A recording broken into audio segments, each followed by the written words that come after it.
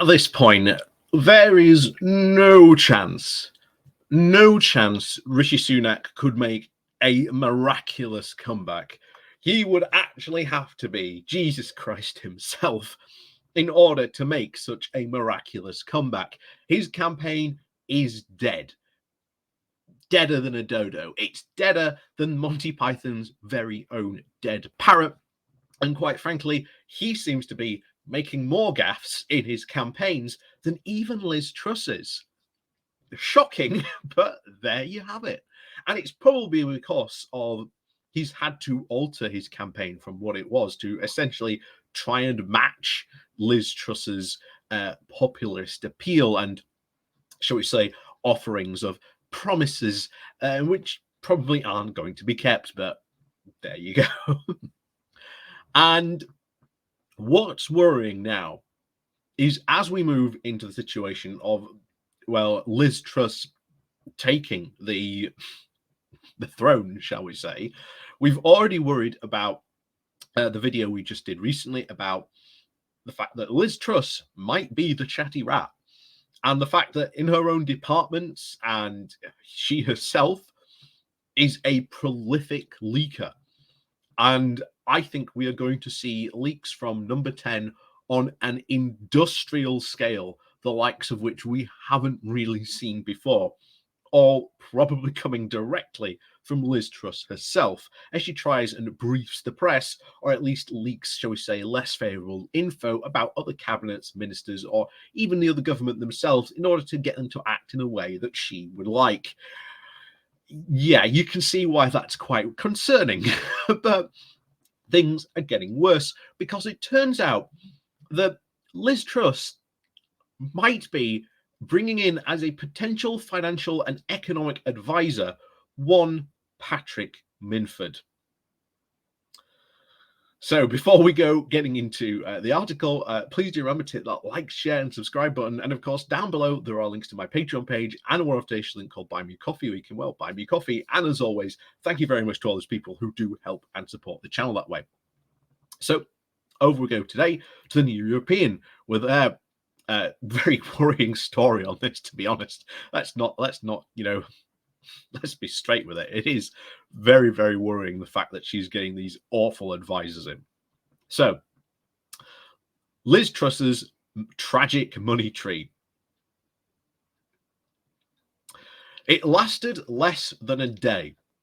Liz Truss's cunning attempt to paint herself as a Thatcherite slasher of bloated bureaucracy and fat cat salaries, which turned out to mean fencing her tax cuts by reducing pay for every future soldier, sailor, police officer, firefighter, teacher, and NHS worker outside of London.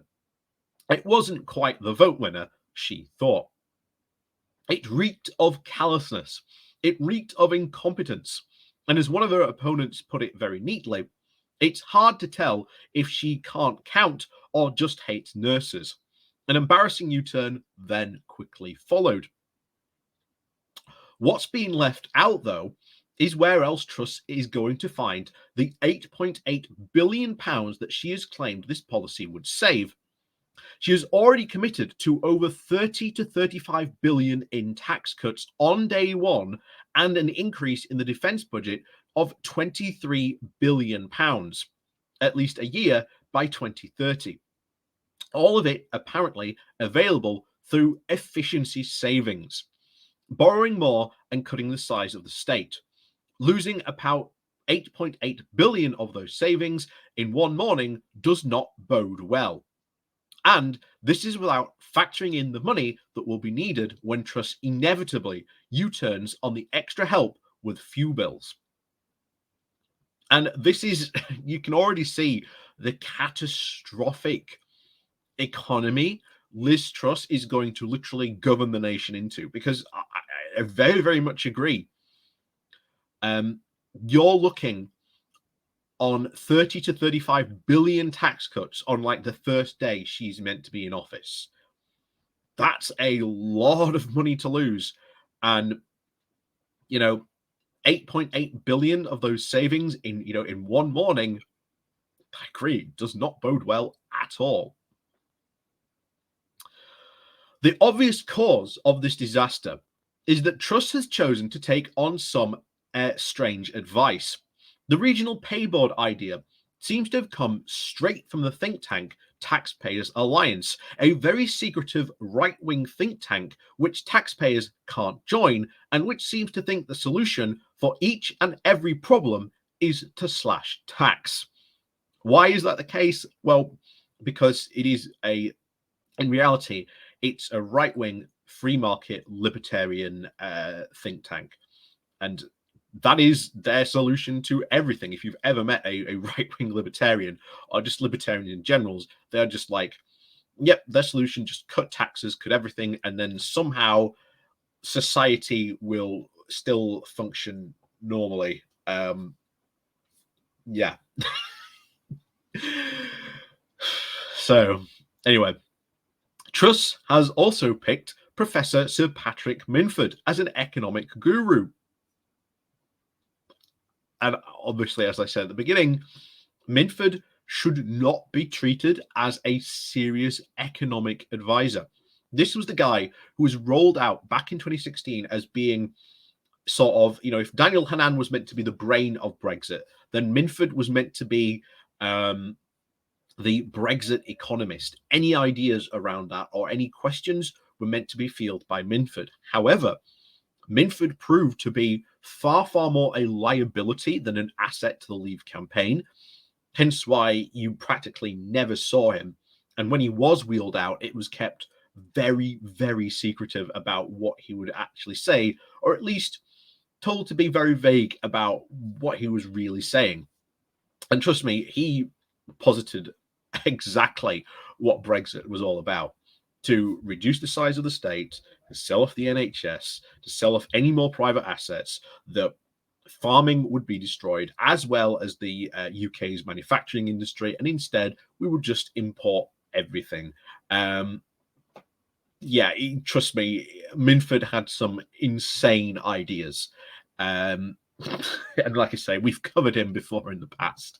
But the fact that Minford is now an economic advisor to Liz Truss, we should be incredibly worried about. So, anyway, back to it. So, taking on Minford as an economic guru, possibly because she's trying to cosplay being the Iron Lady, and he used to advise the real thing. But anyone who thought his advice might have been involved in a Thatcherite emphasis on balancing the books will have been disappointed. The professor is now in favour of borrowing more in order to fund tax cuts. The fact that, as the Institute for Fiscal Study has pointed out only last week, neither candidate has made it clear that ultimately lower taxes means lower spending, is now lost on this lot. Minford and Truss also seem to be very blasé about the Bank of England increasing interest rates. In fact, Minford sees it as a good way of getting rid of zombie companies. Something else, again, in the libertarian lexicon, the zombie companies. We've talked about this before when we were going over David Frost's Holy Brexit Illusions essay that he wrote. This would be the ones that would have gone if they were not propped up by cheap money. This, the argument goes, is good for the economy because bad companies will be replaced by better ones. That's not really being proven true. If a company of over, let's say, 1,000 people, in an employer of like a 1,000 people company in one area goes, it's not a guarantee that that company is just going to be replaced in that area. And this will solve, and this will not solve, but will create more economic problems in that area. So he goes on to say, the economic transition would, of course, be extremely painful, but then Minford was quite cheery about things like that. He was the Brexit advocate who said it would be most likely to be eliminate manufacturing in the UK, but this shouldn't scare us. His verdict on the British motor industry was, you are going to have to run it down. It will be in your interest to do it, just as in the same way we ran down the coal and steel industries.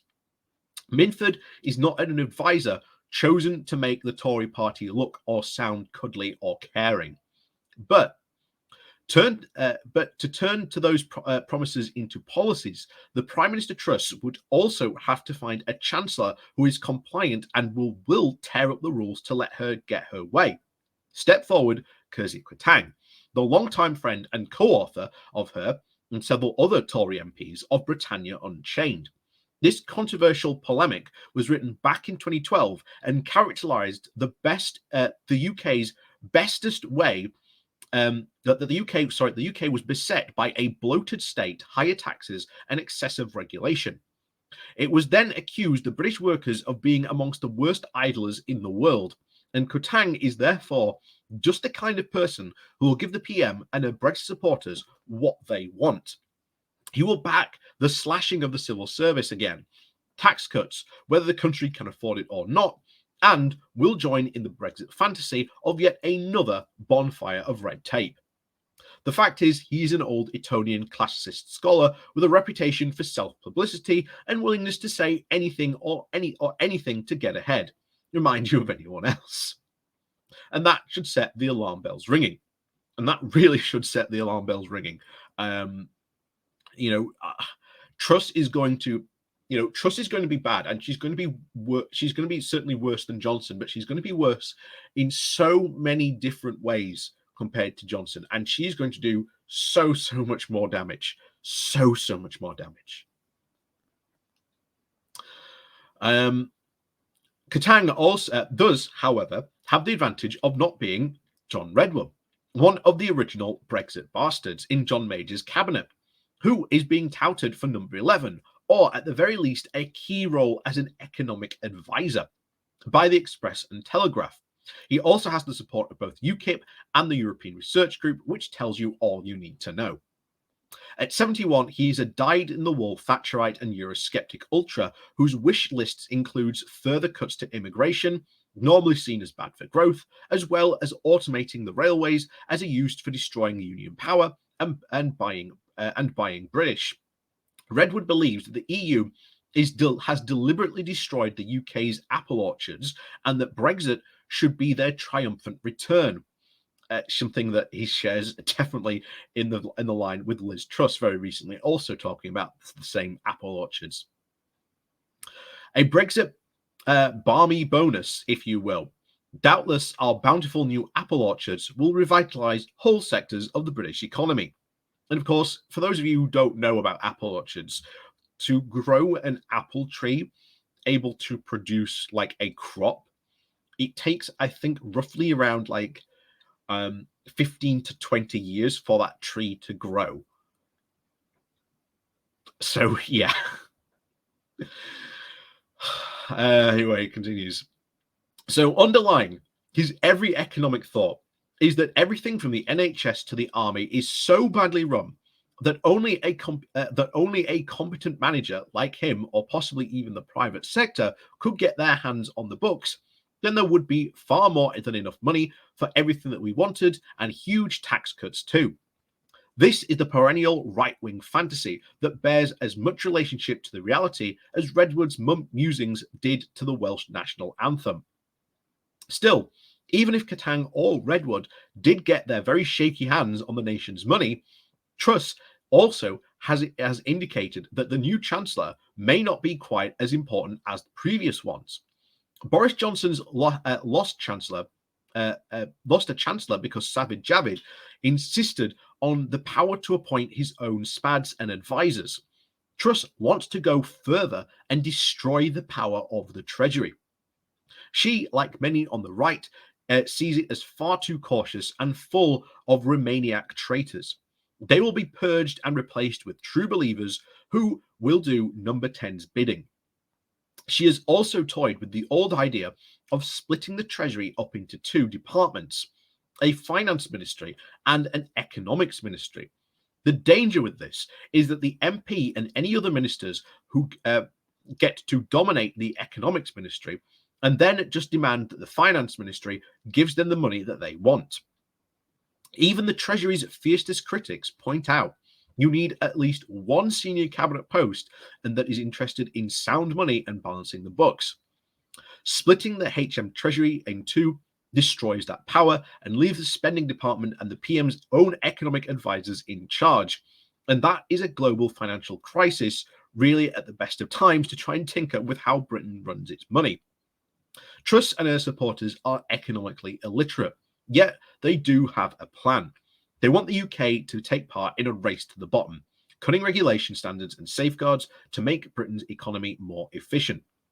At the moment, they can't do that because of the level playing field provisions of the EU-UK Trade and Cooperation Agreement. If the UK undercuts the EU standards, it can then ban or put tariffs on our products. This is the real purpose of Truss's Northern Ireland Protocol Bill, to pick a fight with the EU and tear up the whole deal, including the Trade and Cooperation Agreement. In the eyes of people like Truss, Redwood, and Katang, this would allow Britain to cut health and safety standards, employment protections, wages and rules regulations. It would be the bonfire of red tape, the benefits for workers, and benefits for workers, but they actually don't. Don't mention that. The free ports would prosper, and the UK would become Singapore on the Thames, a giant low-tax, low-regulation economy that would take on the EU and win. Again, the true Brexiteer fantasy. It is a sad fantasy. First, because without the TCA, the EU would and could put tariffs on UK exports and just refuse to accept products not built to its standards or under environmental and worker safeguards as good as its own. The idea that the UK can just abolish, let's say, EU regulations on the safety of surgical instruments and not replace them with near identical UK regulations on surgical instruments is ridiculous. Even if you did seriously weaken or even abolish the regulations, manufacturers would just follow EU standards anyway, because otherwise they wouldn't be able to sell in the EU or anywhere else. Telling patients that the surgical instruments their surgeon is about to use are very cheap and unsafe would not go down as well as Truss's cunning, just goes down about as well as Truss's own cunning pay board plan. Also, why would the UK prosper as a giant entry pole on the edge of Europe when it has just erected huge trade barriers with its trade with Europe is not even explained. The Conservatives' supposed strengths down the decades of being financial prudence and, of course, having a big tent of ideas have now been replaced with a Brexit bullyank full of unfinanced giveaways and far too small for any sensible ideas at all. But this, of course, we will seem irrevocably now stuck on. So how can the new PM actually possibly back down from all these promises made at the hustings while pandering to the rabidly anti-EU and economically illiterate electorate? All this means that Truss is willing to take a huge gamble with the British economy, double down on a bad Brexit, and shred the UK's reputation for sound economic management, honesty, and reliability during the worst cost of living crisis in decades. What can possibly go wrong? Well, what could possibly go wrong indeed? A lot, as was pointed out there. An absolute lot could do so much. And now you see that Truss will be just as bad as Boris, but she will be worse than Johnson in so many different ways. Just the Treasury alone, splitting it into two ideas, having the Finance Ministry and the Economic Ministry rather than just one Treasury department. As you point out there, even critics who don't like the Treasury say that's a bad idea. So yeah, this is going to go down like an absolute lead balloon.